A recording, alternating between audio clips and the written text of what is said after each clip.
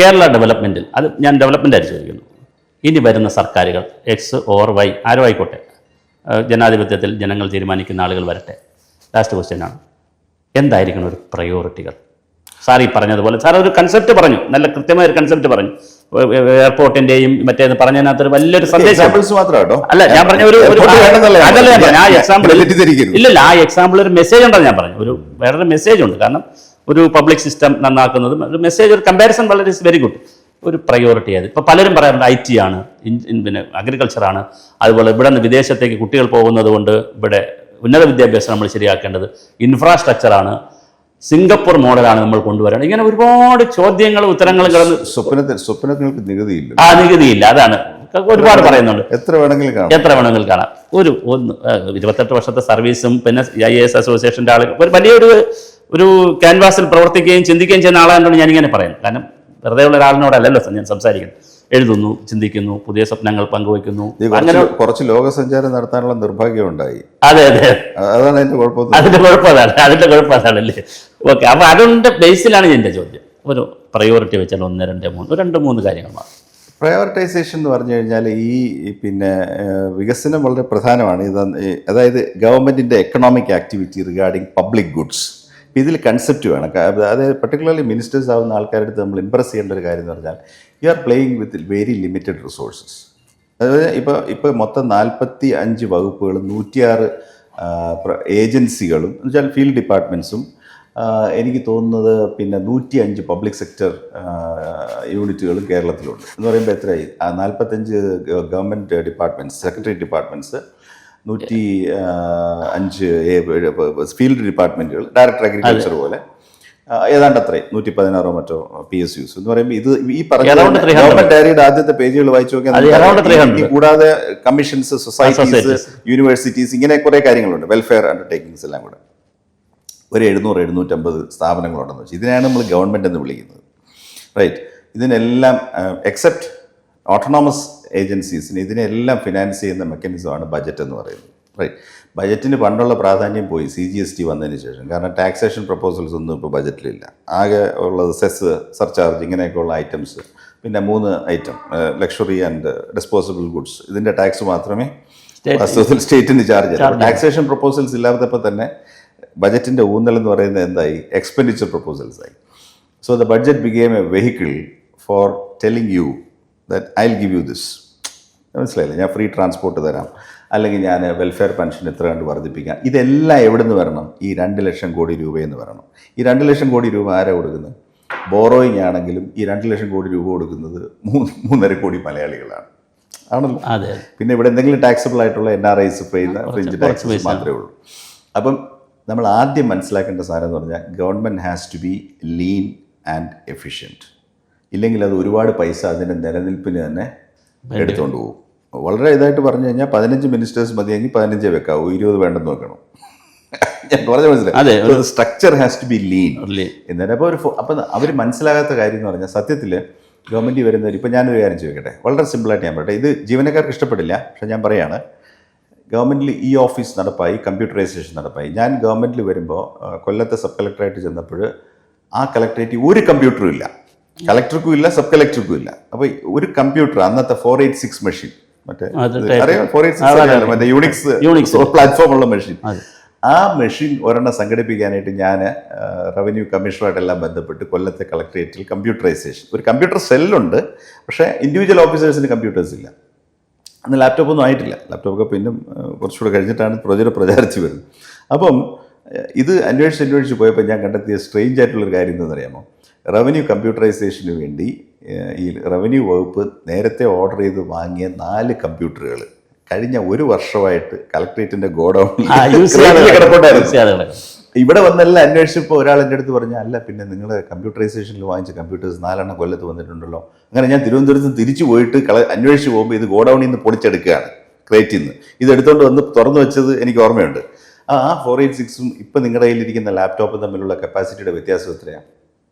അപ്പം ഞാൻ പറയുന്നത്, ഇപ്പോൾ പിന്നെ ഫയൽ ഹാൻഡലിംഗ് ഡെസ്കുകളിൽ ലാപ്ടോപ്പ് ആവശ്യമുള്ള എല്ലാ ഉദ്യോഗസ്ഥരും കിട്ടും. ഇന്ന് കേരള ഗവൺമെൻറ് 1 ലക്ഷം ലാപ്ടോപ്പ് ഒരു വർഷം വാങ്ങിക്കുന്നുണ്ട്, എഡ്യൂക്കേഷനും എല്ലാത്തിനും കൂടിയിട്ട്. അപ്പോൾ ഈ 1 ലക്ഷം ലാപ്ടോപ്പ് വാങ്ങിക്കുമ്പോഴേക്കും ഞാൻ ചോദിക്കുന്നത്, ഗവൺമെൻറ് ഈ ഫയൽ കൈകാര്യം ചെയ്യുന്ന എംപ്ലോയീസിൻ്റെ എണ്ണം കുറയണ്ടേ? ഇപ്പം വേറെ ഒന്ന് ചോദിക്കട്ടെ, ഒരു സെക്ഷൻ എന്ന് പറയുന്നത് ഇവിടെ 3 അസിസ്റ്റൻറ്റും 1 സെക്ഷൻ ഓഫീസറുമാണ്. അത് പേപ്പർ ഫയൽ എഴുതിക്കൊണ്ടിരുന്നപ്പോഴാണ്. ഇപ്പോൾ ഒരു സെക്ഷൻ എന്ന് പറയുന്നത് 1:5 ആക്കണ്ടേ? അല്ലെങ്കിൽ നിങ്ങൾ എങ്ങനെ എഫിഷ്യൻസി ഗെയിൻ ചെയ്യുന്നത്? അപ്പോൾ നമ്മൾ യൂസ് ഓഫ്, അപ്പോൾ ഒരു പോയിന്റിലോട്ട് ഞാൻ വരികയാണ്. Use of technology in government should save money, should not spend more money. So you try and collapse your section. ഞാൻ പറഞ്ഞു, ഈ ജനങ്ങൾക്ക് ഒഴിവാക്കാൻ, സാങ്കേതിക വിദ്യ കൊണ്ട് കൊടുക്കാൻ പറ്റാത്ത ഒരുപാട് സേവനങ്ങളുണ്ട്. ഒരു നഴ്സിൻ്റെ സേവനം ഒരിക്കലും ഒരു റോബോട്ടിന് കൊടുക്കാൻ പറ്റത്തില്ല. UP ടീച്ചറിൻ്റെ സേവനം ഒരിക്കലും ഒരു മെഷീന് കൊടുക്കാൻ പറ്റത്തില്ല. ട്രാഫിക് കോൺസ്റ്റബിളിനെ ഇനി എന്തോ വലിയ റോബോട്ടിനെ കൊണ്ടുവന്നാലും the traffic constable has to be there.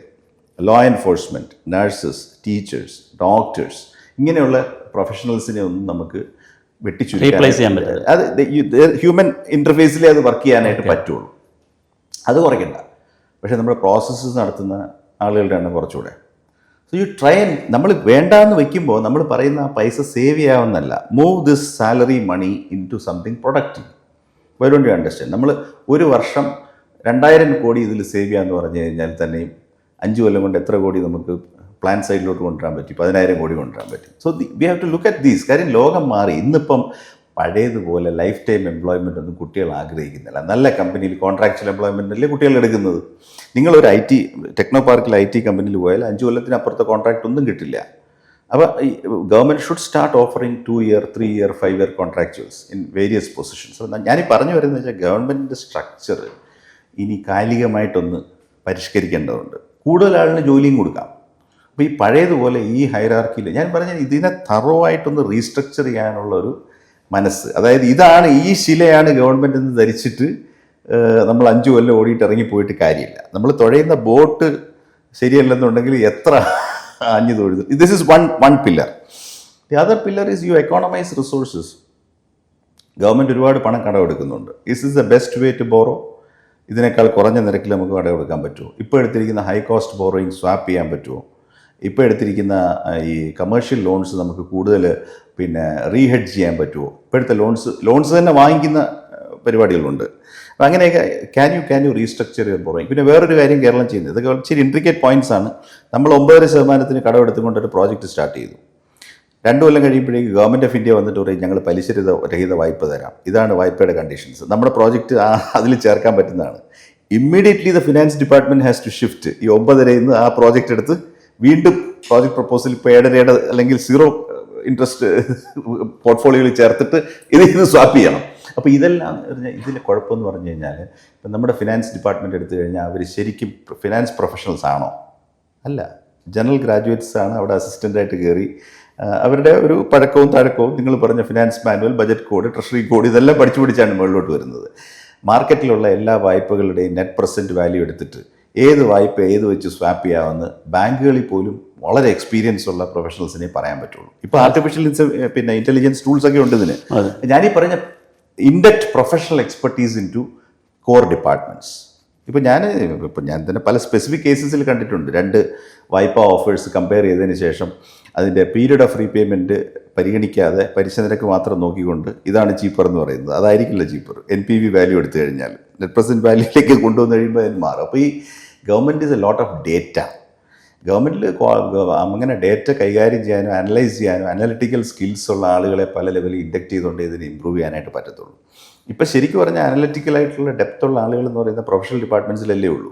ഇപ്പോൾ ലെറ്റസ് അഗ്രികൾച്ചറിൽ കുറച്ച് ഡെപ്ത് ഉള്ള അഗ്രികൾച്ചർ സ്പെഷ്യലിസ്റ്റ് കാണും, ഇലക്ട്രിസിറ്റി ഡിപ്പാർട്ട്മെൻറ്റിൽ കാണും, വാട്ടർ റിസോഴ്സ് ഡിപ്പാർട്ട്മെൻറ്റിൽ കാണും. അത് കൈകൊണ്ട് ചെയ്ത് പരിചയമുള്ള ഒരു സീനിയർ എഞ്ചിനീയർ, കളി അറിയാവുന്നവൻ അവിടെയല്ലേ ഉള്ളൂ. ഈ the difficulty with Kerala government is there R two many generalist. അവർക്ക് ഈ ജനറലായിട്ടുള്ളൊരു കാര്യം മാത്രമേ അറിയുള്ളൂ. ലോക സമസ്ത സുഖിന പോകുന്നു. അപ്പം ഞാൻ ചോദിക്കട്ടെ, ഒരു സിമ്പിൾ എക്സാമ്പിൾ എടുത്താൽ മതി. Carbon credits. നിങ്ങൾ എൻവയോൺമെൻറ്റ് മാൻ ആയതുകൊണ്ട് നിങ്ങൾക്കറിയാം എന്താ കാർബൺ ക്രെഡിറ്റ്സ് എന്നല്ലേ. ഇന്ത്യയിലെ 3 സ്റ്റേറ്റ്സ് പൈലറ്റ് സ്റ്റാർട്ട് ചെയ്ത് കഴിഞ്ഞു.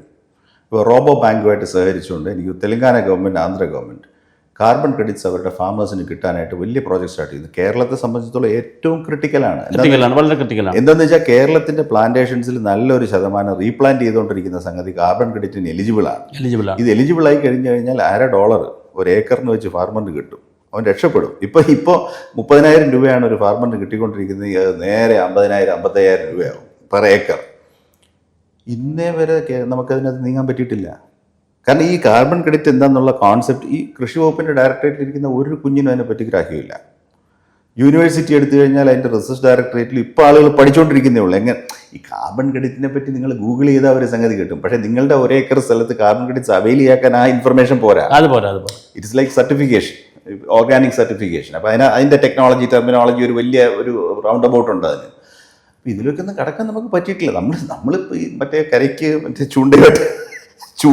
ചൂണ്ടയിൽ മറ്റേ എന്താണ് ഇരയില്ലാത്ത ചൂണ്ടയായിട്ട് നമ്മൾ സൈഡിൽ ധ്യാനത്തിലിരിക്കുകയാണ്. നമ്മൾ കളി ഇറക്കിയെങ്കിലേ പറ്റൂ. ഒരു എക്സാമ്പിൾ പറഞ്ഞതേ ഉള്ളൂ. അങ്ങനെ എന്തെല്ലാം you have to professionalise government. Meaning depth ഉള്ള എക്സ്പീരിയൻസ് ഉള്ള പ്രൊഫഷണൽസിനെ കൊണ്ടുവരണം. അത് PSC റിക്രൂട്ട്മെൻറ്റ് വഴി പറ്റത്തില്ല.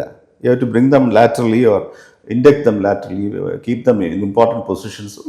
അതൊരു ഭയങ്കര ടാസ്ക്കാണ്. Kerala government more or less except for more agencies, ഞാൻ വന്ന 99 ഞാൻ കണ്ട കേരള ഗവൺമെൻറ് അതുപോലെയൊക്കെ തന്നെ ഇരിക്കുകയാണ്. ഒറ്റ ചോദ്യം കൂടെ ഇപ്പോൾ എനിക്ക് പെട്ടെന്ന് വന്നൊരു ലാസ്റ്റ് ചോദ്യം. അത് ലാസ്റ്റ് ഞാൻ ഒരിക്കൽ പറഞ്ഞെങ്കിലും ചോദിക്കുന്നു. ഇന്ത്യയിൽ ഇപ്പോൾ, അത് ഇന്ത്യക്ക് മൊത്തം വരുന്നൊരു ബാധകമായൊരു ചോദ്യമാണ്. ഇന്ത്യയിൽ ഇപ്പോൾ കണ്ടുവരുന്ന ഒരു പ്രകൃതം അല്ലെങ്കിൽ ഒരു ഹാബിറ്റ്, നേരത്തെ തമിഴ്നാടായിരുന്നു അതിനകത്ത് പൈലറ്റ് ചെയ്തുകൊണ്ടിരുന്നത്, ആളുകൾക്ക് ഫ്രീ ഗുഡ്സ് ഒരുപാട് കൊടുക്കുക, ഫ്രീ ബീസ് കൊടുക്കുക. ഇപ്പോൾ അത് ഛത്തീസ്ഗഡിലൊക്കെ കൊടുക്കുന്നു. ഇപ്പോൾ ഇത് കേരളത്തിൽ ഇതൊരു വലിയ ഹാബിറ്റായി വന്നിട്ടുണ്ട്. സ്ത്രീകൾക്ക് സൗജന്യമായ യാത്ര, ആരോഗ്യ ഇൻഷുറൻസ്, വെൽഫെയർ മെഷേഴ്സ്, അതുപോലെ 65 ലക്ഷം പേർക്ക് 2,500 രൂപയാക്ക് 3,000, ഇങ്ങനെ സർക്കാർ മണി ഇങ്ങനെ പ്രൊഡക്റ്റീവ് അല്ലാത്ത സെക്ടറുകളിലേക്ക് പോകുന്നു. വെൽഫെയർ വേണം, വെൽഫെയർ സ്റ്റേറ്റ് ഈസ് മസ്റ്റ്. പക്ഷേ അത് എവിടെ ബാലൻസ് ചെയ്യും? അല്ല, ഇതിനകത്ത് ഇപ്പോൾ ഈ സോഷ്യൽ വെൽഫെയർ പെൻഷൻസ് കൊടുക്കുന്നത് കേരളത്തിലെ ഒരു ലോങ് സ്റ്റാൻഡിങ് പോളിസിയാണ്. അത് ആർക്കും ഇനി നിർത്താൻ പറ്റില്ല. 62 ലക്ഷം കുടുംബങ്ങൾക്ക് അത് കിട്ടുന്നു. അവിടെ ഒരു ലോജിക്കൽ ക്വസ്റ്റ്യൻ ഉള്ളത്, നമ്മൾ കേരളത്തിൻ്റെ പെർ ക്യാപിറ്റ ഇൻകം നല്ലപോലെ വർദ്ധിച്ചു വരുന്ന സമയത്ത് കൂടുതൽ പേർ വെൽഫെയർ പെൻഷനിൽ നിന്ന് ഒഴിയണ്ടേ എന്നുള്ള ക്വസ്റ്റ്യൻ ഉണ്ട്. അതെ. പക്ഷേ ഈ 65 വയസ്സിന് മീതെ കൊടുക്കുന്ന പെൻഷനിലൊന്നും അത്രയും കൊഴിച്ചുപോക്ക് സാധിക്കില്ല. കാരണം അവർക്ക് ആ ഹയർ ഇൻകത്തിലോട്ട് റീബൗണ്ട് ചെയ്യാനുള്ള സാധ്യത വളരെ കുറയും. അതിൽ താഴെയുള്ള 65ക്ക് താഴെ പേ ചെയ്യുന്ന പെൻഷൻസിൽ നമ്മൾ വളരെ കെയർഫുൾ ആയിരിക്കണം. ഞാൻ പറഞ്ഞ മനസ്സിലായല്ലോ. ഈ 35 to 65 നമ്മളൊരു പെൻഷൻ കൊടുക്കാൻ, അല്ലെങ്കിൽ 1,000 രൂപ കൊടുക്കാൻ, 2,000 രൂപ കൊടുക്കാൻ തീരുമാനിച്ചാൽ ആ കമ്മിറ്റ്മെൻ്റ് എന്ന് പറയുന്നത് അത്ര പെട്ടെന്ന് ഒഴിഞ്ഞു പോകത്തില്ല. അതൊരു വശം. രണ്ടാമത്തെ കാര്യം, അതിൽ ആലോചിക്കേണ്ട ഒരു കാര്യം, ഇപ്പം one of the political parties are saying they want to do a universal health insurance. Rajasthan model 25 lakhs വരെ ക്യാപ്പ്. 65 വയസ്സിനൊക്കെ മീതെയുള്ള ആളുകളിൽ ഹെൽത്ത് എക്സ്പെൻഡിച്ചർ, കാറ്റസ്ട്രോഫിക് ഹെൽത്ത് എക്സ്പെൻഡിച്ചറാണ് അവരെ നടുപിടിക്കുന്നത്.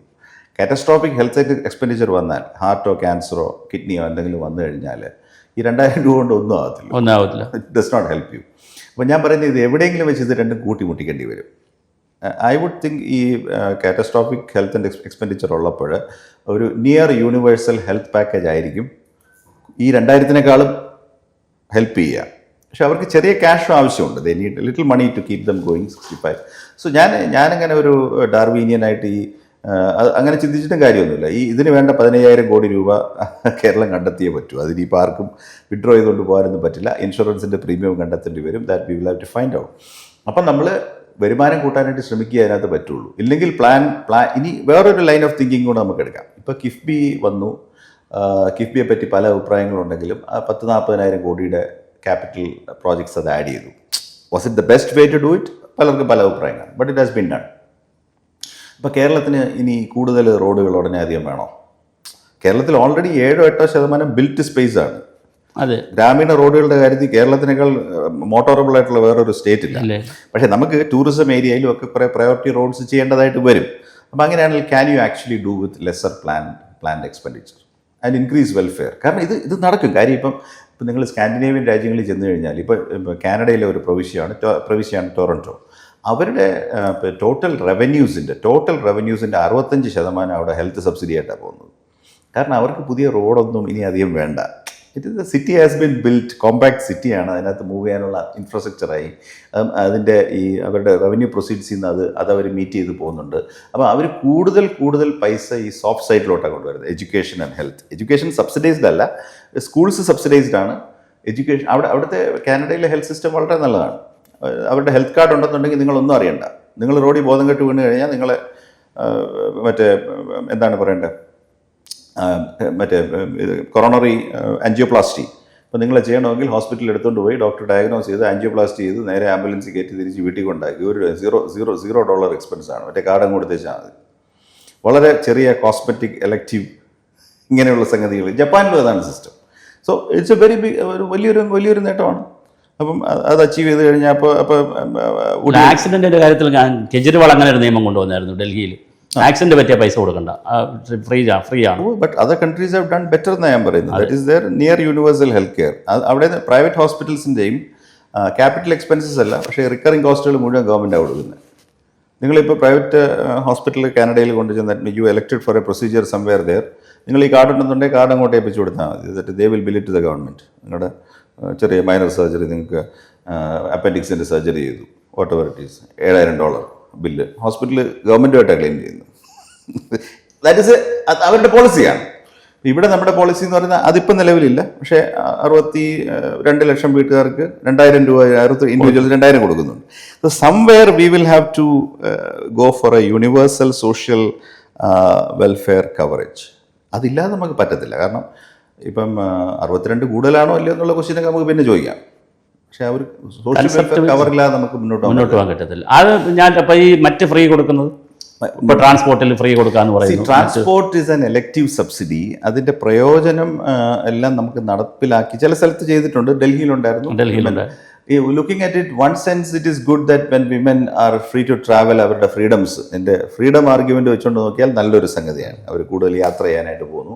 പ്രത്യേകിച്ച് ഇൻകം കുറഞ്ഞ സ്ത്രീകൾ, ഞാൻ പറഞ്ഞ ഈ ഇപ്പോൾ കൂടുതലും വരുമാനം കുറഞ്ഞ സ്ത്രീകൾക്ക് കൂടുതൽ ജോലിക്ക് പോയി വരാൻ നേരത്ത് ഇപ്പം ഈ അവർ ബസ്സല്ല, ഞാനിപ്പോൾ കേരളത്തിൻ്റെ പശ്ചാത്തലത്തിൽ ഇപ്പോൾ അവർ ഓട്ടോ എടുത്തിട്ടോ അല്ലെങ്കിൽ അങ്ങനത്തെ ട്രാൻസ്പോർട്ട് ഹയർ ചെയ്യുമ്പോൾ നല്ലൊരു എക്സ്പെൻസ് ആവും. പിന്നെ അപ്പോൾ ഇപ്പോൾ നമ്മളിപ്പോൾ ഒരു ഹരിതകർമ്മസേനയെ വർക്കുന്ന ഒരു വ്യക്തി ജോലി സ്ഥലത്തോട്ട് നീങ്ങാനായിട്ട് ദിവസം $50 ഓട്ടോ കൂലി കൊടുക്കണമെന്നുണ്ടെങ്കിൽ ഇറ്റ് വിൽ പിഞ്ച് ഹെയർ.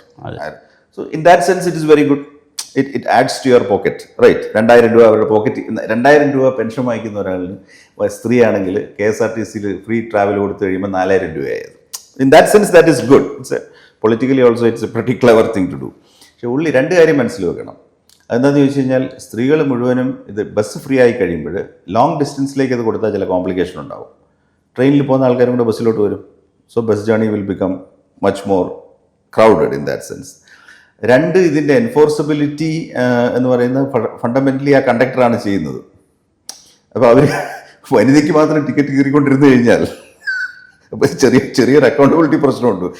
അപ്പോൾ കോർപ്പറേഷൻ്റെ സബ്സിഡി ഡെഫിനറ്റ് ആയിട്ടും കൂടും. ഇപ്പോൾ എൻ്റെ അടുത്ത് ഒരാൾ പറഞ്ഞു ഒരു ദിവസം 6 കോടി രൂപയോളം ഈ പ്രോഗ്രാമിന് വേണ്ടി വരുമെന്ന് പറഞ്ഞു. 6 കോടി രൂപ ഒരു ദിവസം വേണമെന്ന് പറഞ്ഞു കഴിഞ്ഞാൽ that is something like 1,800-1,900 crores per annum. 2,000 കോടി രൂപയും കൂടെ കാണണം. ഇപ്പോൾ 1,000 കോടിയാണ് ഒരു വർഷം KSRTCക്ക് കൊടുക്കുന്ന subsidy. That will become 3,000 crores. But political executive അത് വേണമെന്ന് പറഞ്ഞു കഴിഞ്ഞാൽ അതിന് സ്പേസ് കണ്ടെത്തേണ്ടി വരും. അല്ല, തമിഴ്നാട്ടിൽ സെലക്റ്റീവ് ടൗണിൽ മാത്രമേ ഉള്ളൂ, സെലക്റ്റീവ് കളർ ബസ്സുകളിലേ ഉള്ളൂ. It will come with conditions. Short ഡിസ്റ്റൻസിൽ നമുക്ക് ചെയ്യാൻ ഒക്കുള്ളൂ. മറ്റേത് വർക്ക് ചെയ്തില്ല, റൂട്ട് നിന്ന് പോകത്തില്ലേ? ഇപ്പോൾ ബാംഗ്ലൂർ റൂട്ടിൽ നമ്മൾ വനിതകൾക്കെല്ലാം ഫ്രീ ആണെന്ന് പറഞ്ഞു കഴിഞ്ഞാൽ ആ റൂട്ട് പിന്നെ സബ്സിഡി കൊടുത്ത് ഓടിക്കണം. ആളുകൾ മൊബിലിറ്റിയും കൂടും. അല്ല, ദാറ്റ് മേ നോട്ട് ബി അഫോർഡബിലിറ്റിയുടെ പ്രശ്നമേ ഉള്ളൂ ആണ് അതിനകത്ത് കാണുന്നത്. എല്ലാം ഈ പറയുന്ന ഇതിൽ ഓർക്കാൻ ഇത്രയേ ഉള്ളൂ. എന്ത് വേണമെങ്കിലും ഗവൺമെൻറ്റിനോട് ചെയ്യാൻ നിങ്ങൾക്ക് ആജ്ഞാപിക്കാം. പക്ഷേ അതിൻ്റെ ബില്ല് ഈ 3 കോടി ആളുണ്ട്, അതിനകത്ത് നിന്ന് 1 കോടി ആൾക്കാർ നികുതി, 3 കോടി പേരും കൊടുക്കുന്നുണ്ട്. മറ്റേ ഇൻഡയറക്റ്റ് ടാക്സസ് എല്ലാവരും കൊടുക്കുന്നുണ്ട്. പ്രത്യക്ഷ നികുതി കൊടുക്കുന്ന കുറച്ച് പേരെ കാണത്തുള്ളൂ. നിങ്ങൾക്ക് എന്ത് വേണേൽ ഗവൺമെൻറ്റിനോട് കമാൻഡ് ചെയ്യാം, ഗവൺമെൻറ് അതെല്ലാം ചെയ്തു തരും. പക്ഷേ അതിൻ്റെ ബില്ല് മറ്റേ എത്ര പേര് കൊടുക്കുന്നു എന്നുള്ളതിനെ ഹരിച്ച് നിങ്ങളുടെ പോക്കറ്റിലോട്ട് തന്നെ വരുന്നത്. വേറെ രൂപത്തിൽ വരുമെന്നേ ഉള്ളൂ. ഉറപ്പല്ലേ? സംശയം എന്താ? ഗവൺമെൻറ്റിന് tax, non tax revenue, including your cesses, surcharges, central transfers, പിന്നെ ബോറോയിങ്, ഇങ്ങനെ 4 വരുമാന മാർഗ്ഗമല്ലേ ഉള്ളൂ. അപ്പോൾ അതിൽ തന്നെ വരും. ഇല്ലെങ്കിൽ ഒരു മാർഗ്ഗമുണ്ട് which is very radical, which government of Kerala will have to do it. ഇല്ലെങ്കിൽ അസറ്റ്സ് റെഡ്യൂസ് ചെയ്യണം. That also you can do. നിങ്ങളുടെ കയ്യിൽ സർപ്ലസ് ലാൻഡ് കിടപ്പുണ്ട്, ഒരുപാട് ഗവൺമെൻറ് ലാൻഡ് പ്ലാന്റേഷൻസ് കിടപ്പുണ്ട്. നിങ്ങൾക്ക് സത്യം പറഞ്ഞാൽ അത് ആവശ്യമില്ല. ഒരു വരുമാനവും ഇല്ല താനും. ഞാനൊരു എക്സാമ്പിൾ പറയാം, ചെയ്യണമെന്ന് പറയല്ല. ഇപ്പോൾ ഗവൺമെൻറ് തന്നെ 4-5 പ്ലാന്റേഷൻ കമ്പനികളുണ്ട്. എല്ലാവരുടെയും കയ്യിൽ ലെറ്റസേ ഞാൻ കണക്ക് പറയാം, ഒരു 30,000 hectares of poorly manage plantations ഉണ്ടെന്ന് വെച്ചു. കമ്പനി എല്ലാം നഷ്ടത്തിലാണ്. ഇതിങ്ങനെ ഇട്ടേക്കേണ്ട ആവശ്യമുണ്ടോ? You can ask private people to take over and take a lease or divest and let it go. അപ്പോഴും പൈസ വരും. അതാണല്ലോ പണ്ട് അരുൺ ഷൂറിയൊക്കെ. പക്ഷേ ഇവിടെ ഇതുവരെ അത് നയമല്ല. The idea is to keep the asset with you and borrowing is a soft solution. പലിശ കൊടുത്താൽ മതി, ആരും എൻ്റെ വിഷമം അറിയത്തില്ല. പക്ഷേ ഈ പലിശയും നമ്മൾ പിന്നെ നികുതി ഉണ്ടാക്കി കൊടുക്കണം. It's A hard choice. ഈ 40,000 കോടി രൂപ കിഫ്ബി മുടക്കിയത് ഈ സ്കൂൾ സംതിങ്. അതെ, സ്കൂൾ വയ്ക്കുക, റോഡ് ഉണ്ടാക്കുക. എന്തുകൊണ്ടാണ് പണം അഗ്രികൾച്ചർ, സ്മാൾ സ്കെയിൽ ഇൻഡസ്ട്രി അങ്ങനെയുള്ള പ്രൊഡക്റ്റീവ് സെക്ടറിലേക്ക് ആ പണം മുടക്കാതെ? വളരെ കണ്ടൻഷ്യസ് ഡീപ്പ് ക്വസ്റ്റ്യൻ ആണ് അത്. കിഫ്ബിയുടെ റിഫോം അല്ലെങ്കിൽ കിഫ്ബി റീസ്ട്രക്ചർ ചെയ്യാൻ എന്തെങ്കിലും ഒരു പ്ലാൻ ഇടുമ്പം അതവർ ആൻസർ ചെയ്യേണ്ടി വരുന്ന ഒരു കീ പോയിൻ്റാണ് നോൺ കമേഴ്ഷ്യൽ പ്രോജക്റ്റുകൾ ബോറോയിങ്ങിൽ ചെയ്യുമ്പോൾ അതെങ്ങനെ ബ്രേക്ക് ഈവൻ ചെയ്യും എന്നുള്ളത്. അതാണ് നിങ്ങൾ ചോദിക്കുന്നത്. അതായത് ട്രഡീഷണലി ഇപ്പോൾ ഞാൻ പറയുന്നത് ഇങ്ങനെ മനസ്സിലാക്കിയാൽ നല്ലതായിരിക്കും. കിഫ്ബിക്ക് മുമ്പ് കേരളത്തിൽ പാലവും റോഡും മെഡിക്കൽ കോളേജും ഒന്നുമില്ലേ? ഉണ്ടായിരുന്നു. അതെങ്ങനെയാണ് ഫിനാൻസ് ചെയ്തത്?